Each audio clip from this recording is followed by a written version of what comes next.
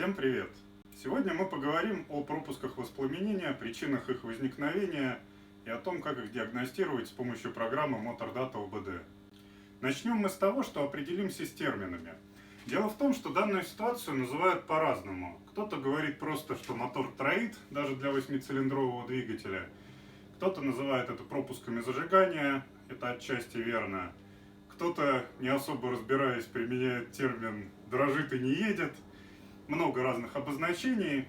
В англоязычной литературе это все называется одним простым словом misfire, что на русский дословно переводится как пропуск воспламенения.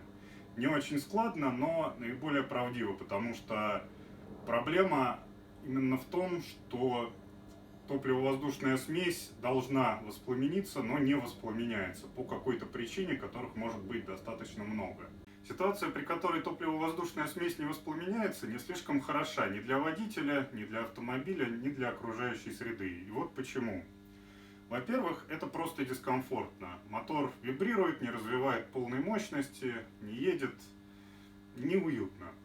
Вторая причина банальная. Топливо-воздушная смесь, которая попадает в цилиндр, дальше просто выходит из двигателя, не производя полезной работы. Это повышенный расход топлива.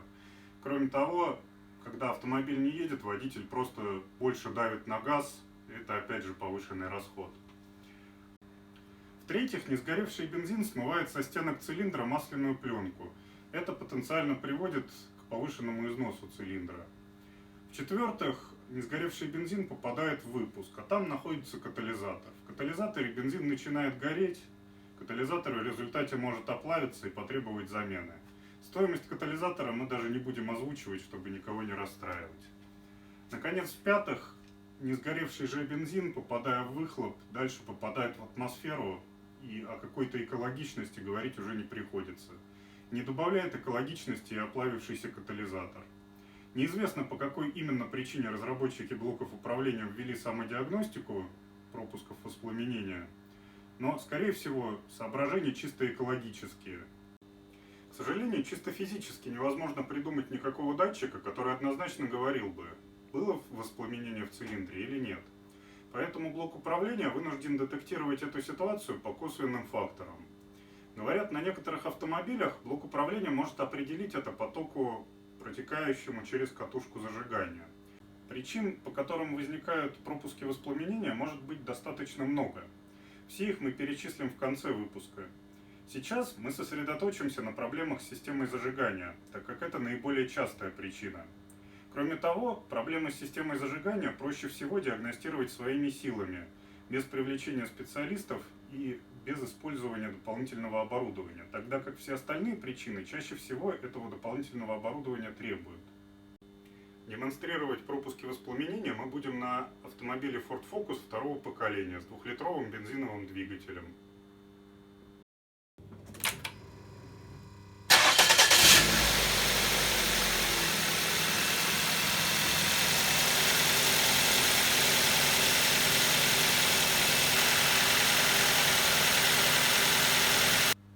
Теперь, чтобы услышать, как звучит двигатель с пропусками воспламенения, отключим катушку зажигания второго цилиндра.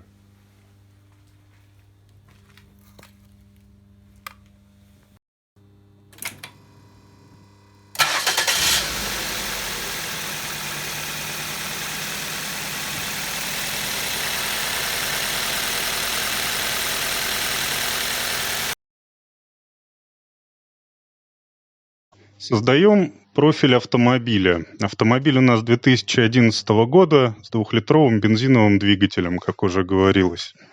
Коробка передач автоматическая, но в данном случае роли это не играет. После создания профиля соединяемся с автомобилем по протоколу OBD, так как, к сожалению, заводской протокол для автомобилей Ford этой программой пока не поддерживается. Однако для детектирования пропусков воспламенения достаточно и того, что предоставляет стандартный протокол. После подключения видим, что зафиксирована ошибка по цепи катушки зажигания. В данном случае система самодиагностики автомобиля существенно упростила нам задачу, так как во многих других автомобилях самодиагностика зафиксировала бы пропуск воспламенения как таковой, сформировала бы ошибку P0302. Дальше уже нам пришлось бы анализировать, с чем конкретно связана эта проблема. В данном же случае ошибка предельно ясна, и для проверки можно только переставить катушку на другой цилиндр и увидеть, что ошибка уйдет вместе с ней. Также для наглядности включим отображение сигнала с лямбда-зонда в графическом виде. Видно, что сигнал показывает нам бедную смесь. Это ожидаемое поведение, поскольку воздух, попадающий в тот цилиндр, где отключена катушка зажигания, не вступает в реакцию с бензином и попадает в выпуск в том же виде, в каком и попал в мотор. Соответственно, содержание кислорода в нем высоко. Датчик кислорода это видит и формирует низкий уровень сигнала, что и соответствует бедной смеси. Немного сложнее диагностировать такие ситуации на автомобилях, где используется одна катушка зажигания и высоковольтные провода к свечам. Как, например, на этом фокусе предыдущего поколения, а также с 2-литровым бензиновым двигателем. Чтобы воспроизвести на нем аналогичную ситуацию, снимем высоковольтный провод со свечи зажигания и, чтобы не повредить катушку, вставим в него другую свечу зажигания. Чтобы с точки зрения катушки все было нормально, прислоним его куда-нибудь, где есть масса. Создаем профиль этого автомобиля, так же, как и для предыдущего. Этот фокус у нас 2004 года выпуска. Двигатель у него, как мы уже говорили, также 2-литровый бензиновый. После создания профиля подключаемся к автомобилю по протоколу ОБД и видим неожиданное. Ошибок блок управления не выявил, хотя по звуку и вибрациям явно ощущается, что мотор троит. Это не так уж удивительно, поскольку далеко не все блоки управления умеют детектировать пропуски воспламенения. Видимо, Ford в 2004 году тоже это не слишком хорошо умел. В данном случае, что характерно, грешить нужно именно на блок управления автомобиля, а не на программу, которую мы диагностируем. Программа лишь забирает из блока управления те результаты самодиагностики, которые он зафиксировал. Чтобы удостовериться в том, что пропуски воспламенения все-таки присутствуют, откроем график, показывающий напряжение с лямбда-зонда. Здесь мы не разочаровываемся. Явно видно, что датчик кислорода показывает бедную смесь. Механизм тот же. Воздух, попавший в цилиндр и не сгоревший, попадает в выпуск и значительно повышает содержание кислорода в выхлопе, что нам честно и отображает лямбда-зонд. То есть фактически физика, несмотря ни на какую самодиагностику, остается той же самой. В подобных случаях может помочь визуальная диагностика. В первую очередь необходимо выкрутить свечи и поглядеть на них повнимательнее. В частности, имеет смысл внимательно осмотреть фарфоровый изолятор. На нем могут быть следы пробоев. В данном случае их нет, но выглядит это как черные полоски по изолятору, след от разряда между наконечником провода и корпусом свечи. В этом случае искра проходит именно здесь, а не там, где должна быть, внутри цилиндра.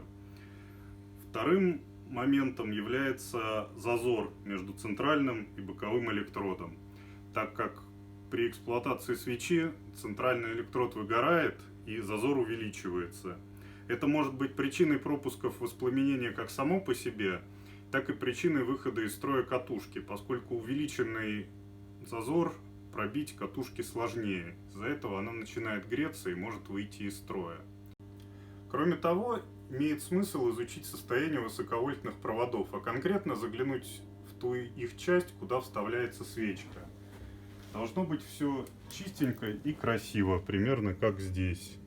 Если видны какая-то грязь, следы пробоев и так далее, это повод заменить провода или хотя бы почистить. Важно, впрочем, учитывать, что на автомобилях с такими системами, как правило, стоимость высоковольтных проводов и катушки зажигания суммарно составляет 2-3 тысячи рублей, если брать бренды средней руки. И зачастую гораздо проще превентивно поменять их, нежели тратить время, силы и деньги на диагностику. На автомобилях с единым модулем зажигания на все цилиндры, как на этом автомобиле Opel Astra H 2011 года выпуска, ситуация с диагностикой несколько сложнее.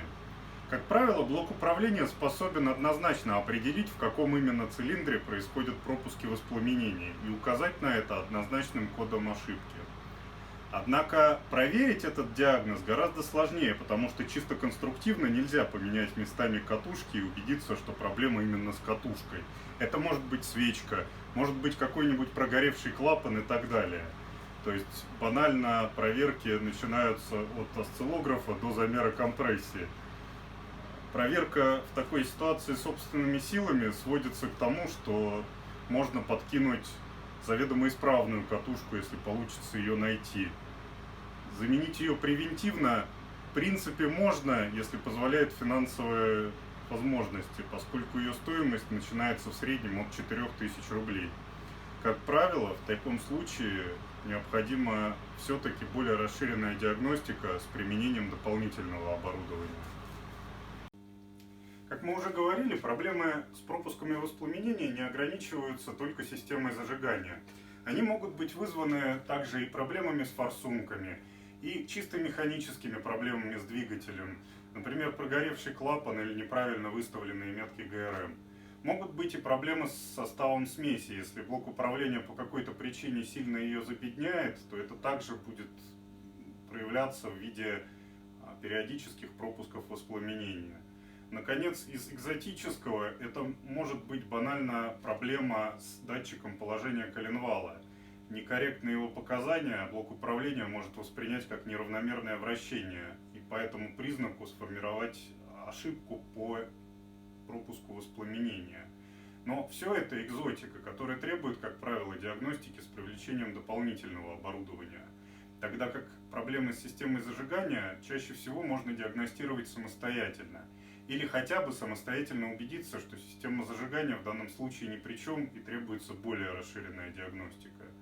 На этом мы на сегодня заканчиваем. Все наши подопытные автомобили, как мы уже убедились, и инструментально, и визуально, и слухом, и руками пропусков зажигания не имеют. И уезжают от нас полностью исправными. До новых встреч!